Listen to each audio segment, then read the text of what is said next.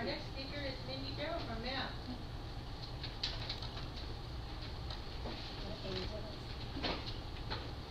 Hi, I'm Mindy Joe. I teach mathematics, and I've been teaching online about 4 years or so.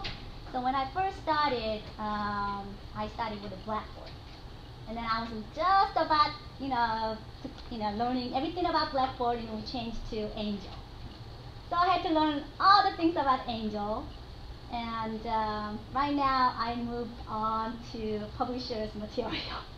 So right now I don't use Angel much. I just use Angel just to send a first email to students, welcoming students for like about 3-4 days prior to the orientation. That I send the syllabus, and then I tell, well, welcome to course, and this is syllabus, so read it and print it and bring it to orientation. And students read it and bring it because they are very motivated right before a semester starts, but when after semester starts and they have to read this syllabus, they're kind of overwhelmed. So I thought it's better for them to read the syllabus prior to coming to the orientation, prior to the semester starts. So, Angel, email.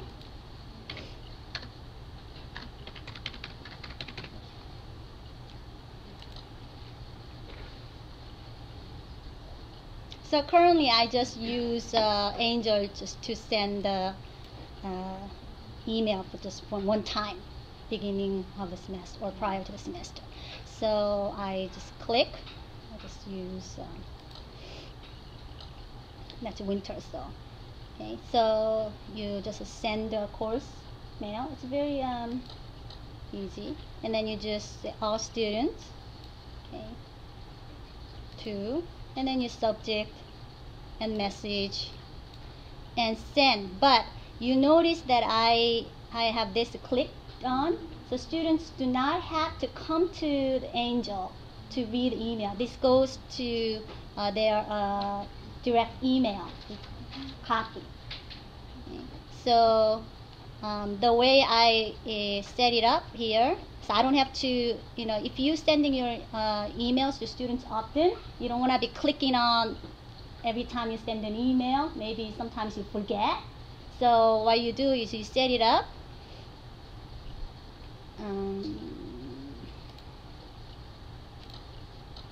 So if you go to edit mode over here, I clicked on here, send a copy to each recipient, an email. Okay. And then you could click on this too if you don't want to show you the other emails. Okay. And what I like about this email is then I could see who read it. Okay. So I go to sent mail folder. Okay. So you notice like I sent the students like a Pulinas, da da da da. So I could do who has read it. Okay. And then I could see, yes. Who has read it only works from if they've read it within the Angel. Oh. If they've read it at their email address outside, it will not affect this. That So I did not know. Okay, so Thank you. That's something that you can decide. If it's an online class, you might want to train them for a couple of weeks by sending a copy to the internet mail. But if you'd like to make sure that you can find out if they've read it or not, you can sort of like say, I'm doing this as a courtesy for the first 2 weeks, but then you have to start coming in here to get your mail, then you'll know if they've read it. Thank you, Marcia. I did not know that. But I thought it was a nice feature. I thought, oh, these students read it. Okay. Okay, so only works in the. If they register after you have sent the email, will they get the email? No. Okay. And then also what I could do is, because this is when I use the Angel a lot, when I only use the Angel, I did not want students' email to go to my direct email because it's a clutter with the. So I wanted my students' email to go directly here because I come here often. So I could set it up so that when students send me an email, it only goes to here. It doesn't send me a copy to my internet address. Then I have two.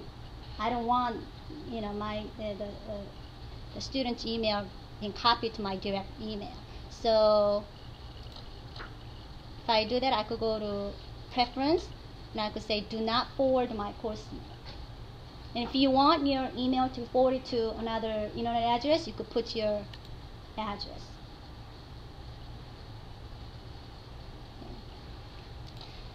So I moved on from Angel. Now I use Course Compass. Because the reason I moved on to Course Compass, publishes material, is because on Angel I could do the discussion board, I could chat, I could email, but there's no course material.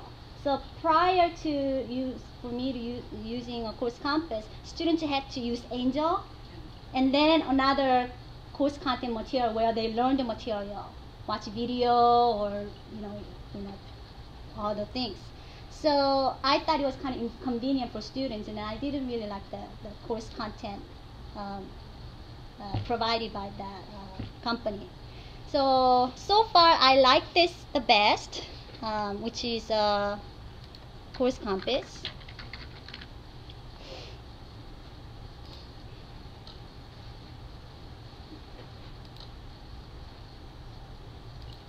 This is a publisher's material. Oops.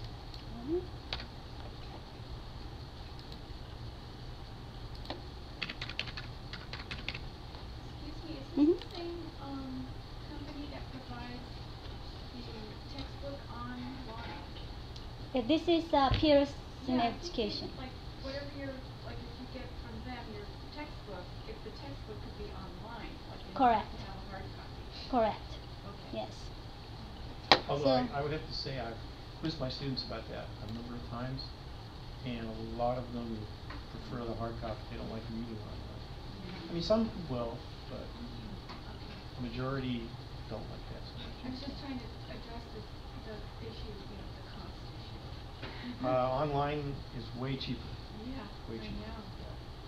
But they can sell back the book, that's why they tell them to buy the book. Because they can sell it back for half. Okay. And one comment on that, our publisher allows the student to buy the textbook online and then can upgrade to a print version, which costs them less than buying it in the bookstore.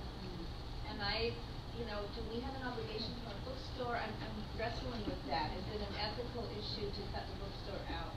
I don't know. So, no? Okay. Well, you could negotiate with the publisher so that currently our math department has got like several different versions of the same book. So one just textbook alone, one hard copy textbook alone, one hard copy with this software, and another one loose leaf, which is cheaper, and so on. So let me just go in here. This is not so many, but then I modified this menu. I put all the course content in the homework because before I had a course content here and then homework here, and then I saw people not clicking on the course content. So I put the course content in the homework. So when they click here, they see the course content. So if you click on the chapter and then section, you see all these materials available. They could watch video. They could this is an e-textbook, but not only this is just textbook, it's interactive. There's you could click on it, they could do some things. It's not PDF. And this is the exercise they could get. This is the built-in. I use this as a homework students turn in. Okay. So let's see. The reason that I like this because of this feature. Because course content is important when you're teaching online. Then I wanted something so they could be interactive in learning. So for example, if you're doing this this at home, this is a homework. Okay. If they had this textbook and maybe they buy solution manuals that's worked out for math, or they just look at the answer, but they don't have any other things to learn on their own.